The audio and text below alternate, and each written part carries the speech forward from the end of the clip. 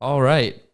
Hello and welcome back to the Coyo Show. On today's episode, we got a lot going on. We got some more trivia for you. We got a quick lesson, devotional, just recapping this past week's youth group. And then also we have an awesome call-in, just kind of hanging out. We're going to get into it here in a moment, just waiting for my man Ethan to show up. And we're going to get into the Coyo Show. Hey, dude. Fancy meeting. Good. How are you? I'm just waiting on you, dude. We're just getting ready to start the Coyo Show. Are you ready for this? Yes, I am. Are you ready? Yes, I am. I like that. Because we're going to start right away with our trivia, if you're cool with that. We're going to play Yoda or Bible. All right? Do you know how to play this? Yep. All right. So there's The audience doesn't. The audience doesn't know. So here's what's going to happen if you're watching along. There's going to be a quote that comes up on the screen. It's either Yoda or the Bible. So it's a little paraphrased. I'm thinking they must have paraphrased it. Otherwise, it's going to be too easy, and we're going to have to do something else. A few moments later. Moving on to the third question, Yoda or Bible. Fear is the path to the dark side. Okay, you know what? We need a better quiz. We need a better quiz. These are too easy. Yes. These are kind of silly. Obviously, it's Bible. We're going to play a different, more challenging Star Wars game because the last game was not all that challenging. It was pretty lame. I'm not going to lie. 8 questions, and we're going to see if you can beat Ethan. So the first question is the Star Wars Holiday Special. Did you watch it? No, of course not. Oh, man. Marked the first appearance of which Star Wars character?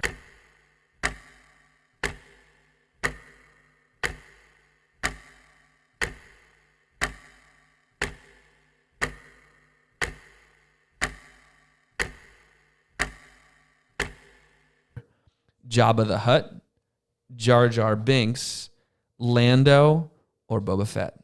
Boba Fett. Boba Fett? Let's see. Oh, yeah. Yeah. Oh, yeah. So do I read all of this? No. No, one I'm not going to read cares. it. Next question.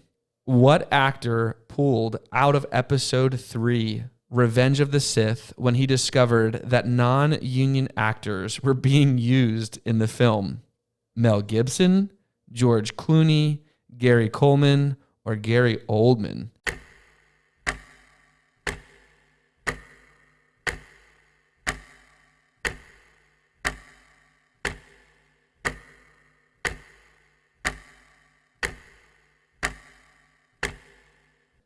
I'm going to say it's not George Clooney. You couldn't see George Clooney in Star can't. Wars? This is No. a pretty obscure question as far as Star Wars trivia goes.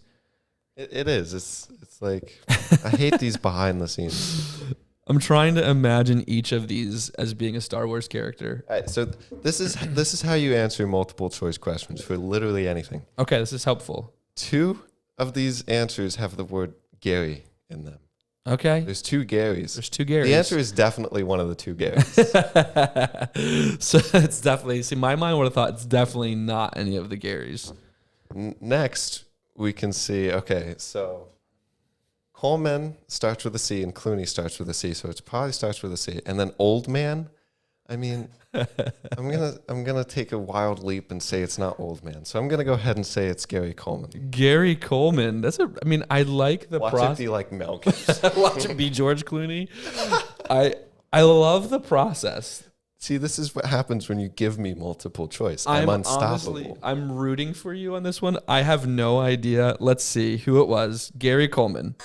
Oh, We're cutting all of that out. Big fat X. No, that was awesome. No. We have. Okay, who was it? Was Who was it? it? Gary? Let me go through. Let's see if it's the Gary Oldman. See, It was Gary I wasn't Oldman. too far. You weren't too far off. It was one of the Garys, who is the only non-Jedi in.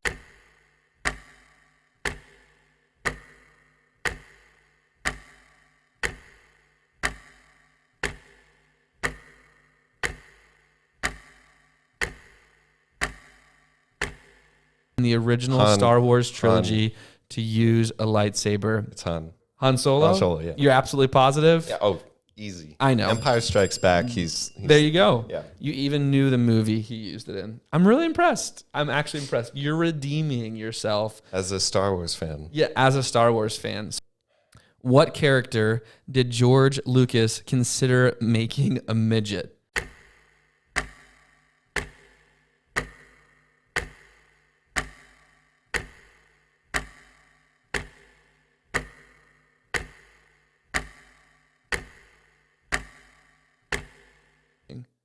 He's huge. So, and it doesn't make sense from a storytelling standpoint to have this big, companion of Han Solo to be a midget. That doesn't complement work? this. No, it doesn't. So So, Jar Jar Binks. Jar Jar Binks, And if it's which not- is the most favorite of all of the Star Wars characters.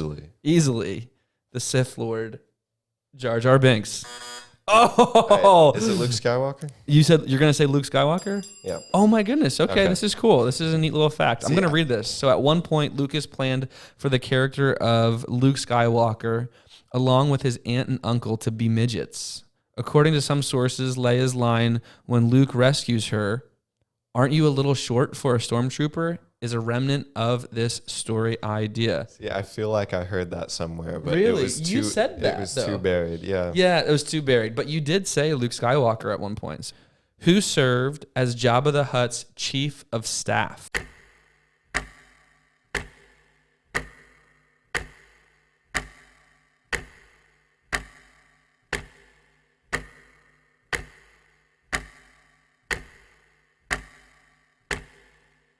Sarlacc, Fortuna. Newt Gunray, Does it Bib count if I Fortuna, pronounce it correctly? or It's the Bib guy. Kanata? Bib Fortuna. Bib Fortuna. It doesn't count. I don't even know how to pronounce it. Tuna. Goodbye. It could be Fortuna. Fortuna. You're gonna say Bib Fortuna? Yeah. Final answer? Boom. Bib Fortuna. You are correct. Newt Gunray. Approximately how many languages can C-3PO speak? 6,000, 6 million, 6 billion, or 6 trillion? I mean, that's kind of like, it just moves up. That's, yeah.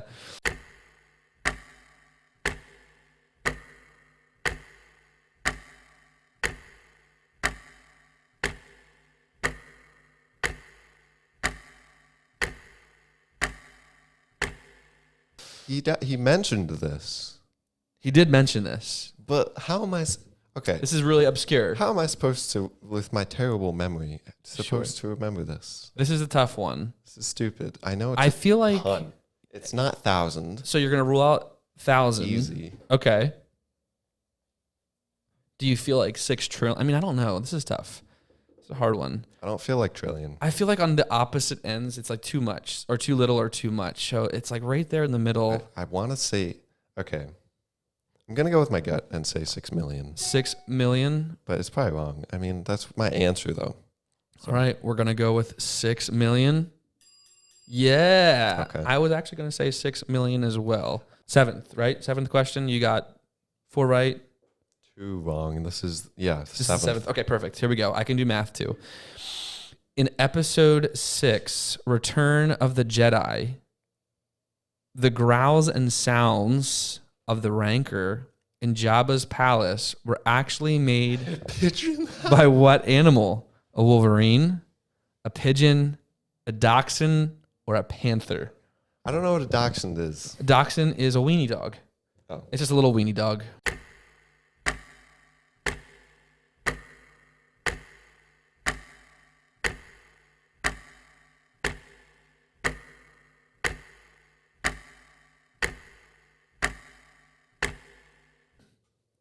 This one's gonna surprise us, isn't it? It's gonna be like a pigeon or Oh, a it's dachshund. it's dachshund. 100%. Yeah, because, okay, it is an animal. It is an animal, Kind of cheating. But if it's on there, Yeah. you can't make this stuff up. right? Where do you come up with that? Exactly. You're gonna say a dachshund. Yeah. Are you? How confident are you? Let's find out. Dachshund. It is a dachshund.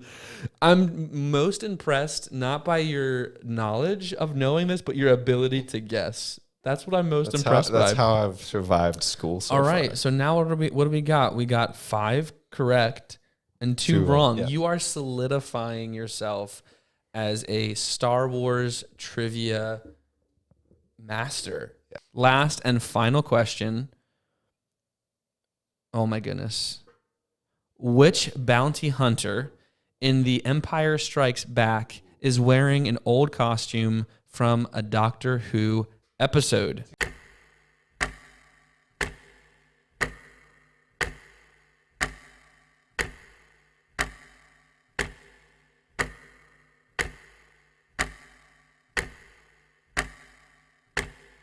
Either Dengar or Bossk. Either Dengar or Bossk. Is that how you say that? Because Bossk? IG-88, I don't even know. I don't know. Bossk. See, I don't really listen to stuff. Yeah, you just watch. So how do you know this stuff then? Well, because I know he's one of the bounty hunters. You know Okay. when Darth Vader calls in all these bounty hunters, they're the 4 that are there. Gotcha. Okay. IG is a robot. Like Yeah. droid. Excuse me. Get it right, you Star Wars nerd. All right. So you're going to say Dengar or Bossk or Bossk? I'm going to say Bossk. Bossk. All right. Dengar, isn't he the guy just like white? He's just super boring. All right. Here we go. Bossk. Yeah. Boom. Yeah. Look up the Doctor Who episode, The 10th Planet, to see a pilot dressed just like Bossk. That's actually really creepy. Yeah? Yeah. Do you like Doctor Who? No. I'm not going to lie to you. I don't understand that show. I watched, I think, the first 2 episodes. Forgive me for this. It's trash. I can't stand it. I know that there are some like diehard fans out there. I'm sure of it.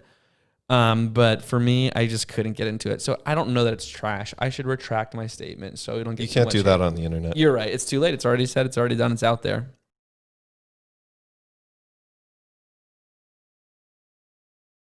Why is this not working? Because it's a Mac. Seriously excited about for today. I'm like really pumped about today. Like I'm just really excited. So I finish up at work. I'll probably head home 3:30. And I don't know if y'all know this or not, but at 4:00 today, there's an event on Fortnite. I'm gonna log on. Or I'm going to have to watch on Twitter. I'm not sure. For those of you Listen, who don't I'm not know, done. It's an event. This 1 hour later. For those of you who don't know, this is going to happen forever. Forever. Until 17 of you sign the petition below. 17. 17. It's a great number. I You love have to the number. subscribe also. Yes. Well, I mean, that's a given. And smash that like button. No, we don't do that. Gently click on the like button. Yes. You don't want to destroy your Exactly. computer. 17? 17. We already got 3. Yeah. One of them's me.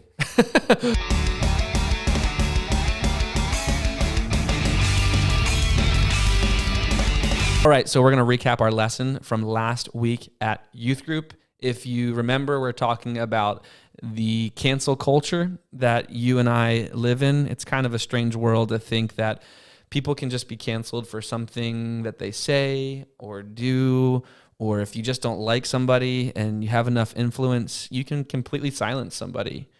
So if you've ever been hurt by someone, you know this is true. Sometimes it's kind of fun to have an enemy, right? Sometimes it's really easy for us to want to dislike somebody or even express hatred to us. There's something in all of us that just loves to hate on people. Sometimes, for some of us, it's more natural than others. And when someone hurts us, it's a great excuse to make that person the object of our hatred. In the Bible, there's a guy named David, King David. He had this exact opportunity because David had been chosen by God to be the next king of Israel. He was being hunted by the current king and a very jealous king at that. His name was Saul. David actually at one opportunity had the opportunity to take Saul. David actually at one, how do I say that different? At one point, David had the opportunity to take Saul out, and he chose not to. David had every reason in the world to hate Saul, and I mean, the guy was trying to kill him. Blah, blah, blah, blah, blah. But because David knew God, David knew there was a better way. Instead of returning Saul's hatred for even more hatred, David chose to show Saul mercy and patience instead. So although David wasn't perfect, you'll read that throughout Scripture. Trust me, David was not perfect. His choices here in this moment remind us of what God invites all of us to do, and that is to love the people that we want to hate. There are people that we naturally dislike. There's going to be people in your life that you come across and you walk away and you immediately think, I do not like that person. And there's just people that we naturally are inclined to dislike and even hate. But we're invited by God, through the example we see here in David, to love the people that we want to hate. We're invited by God here through the example of David to love people that we want to hate. We read in Matthew chapter 5, verses 38 through 42, you have heard that it was said, an eye for an eye and a tooth for a tooth. But I say to you, do not resist the one who is evil. But if anyone slaps you on the right cheek, turn to him the other also. And if anyone would sue you and take your tunic, let him have your cloak as well. And if anyone forces you to go 1 mile, go with him 2 miles. Give to the one who begs from you, and do not refuse the one who would borrow from you. Just another reminder now from Jesus that we are to love the people who we want to hate. I do have something to add. Yeah, add something.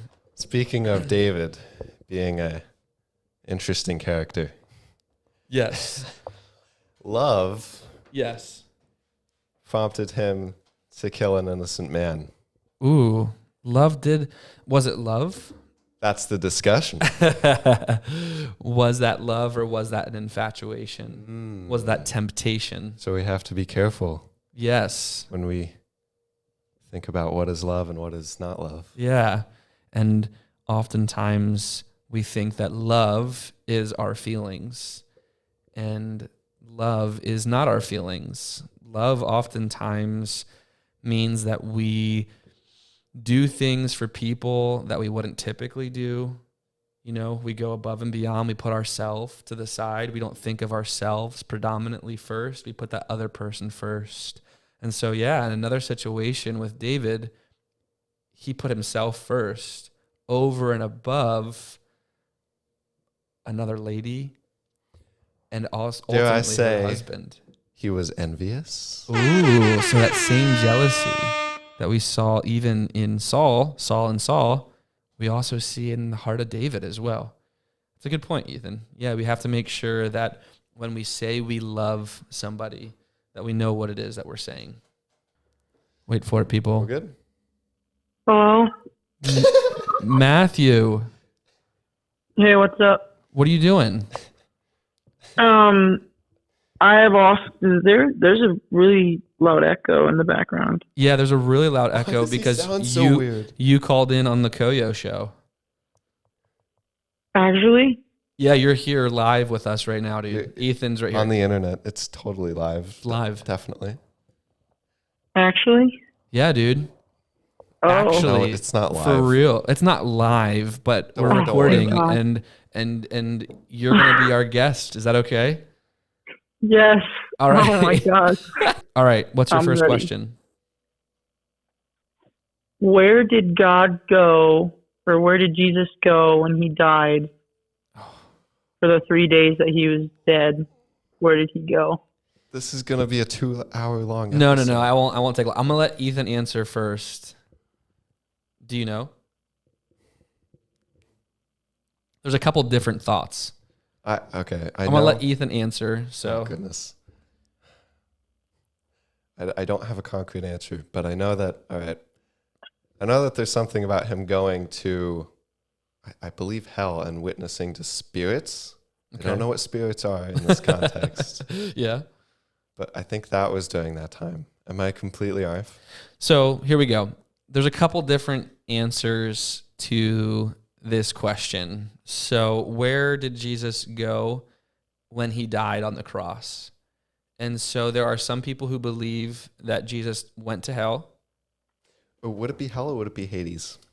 Then there are some people who believe that Jesus went to Sheol, which was kind of like a holding place. The waiting place, Yeah, you could read about it in the Old Testament. Yep. Actually, it's called Abraham's bosom. And so the idea that there were those who were believers in Christ by faith before he even came. And so Jesus went and witnessed to them and brought them with him to heaven. And then there are just others who simply believe like it was just symbolic. Jesus accomplished everything he accomplished on the cross.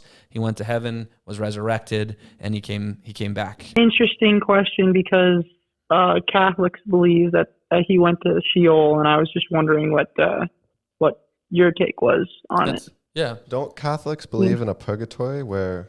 Yep, they do. Yeah. Which is basically Sheol in our. It's like a waiting place where even non-Christians can go. Actually, interesting. Huh? If they didn't believe that they can still be saved somehow by someone in purgatory. Well, that's a good question. Weird. For just waking up out of bed, that was the first question you came up with. My mind is pretty blown. All right, here we go. Are you ready for the second question?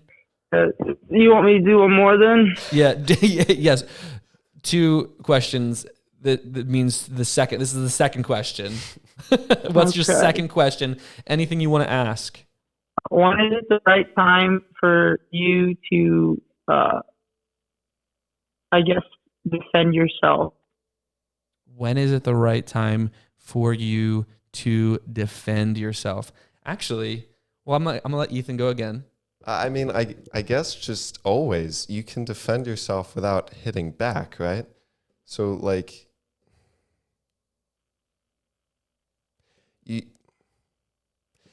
at first you can try to diffuse the situation, right? Sure. While defending yourself, like you don't run away cowardly. Right. I would consider that defending yourself. Right. But I think what the question's asking is, when do you actually fight back? Is that the question you're asking? When do you fight back? Like when? Yes. When does it get to the point where you need to start to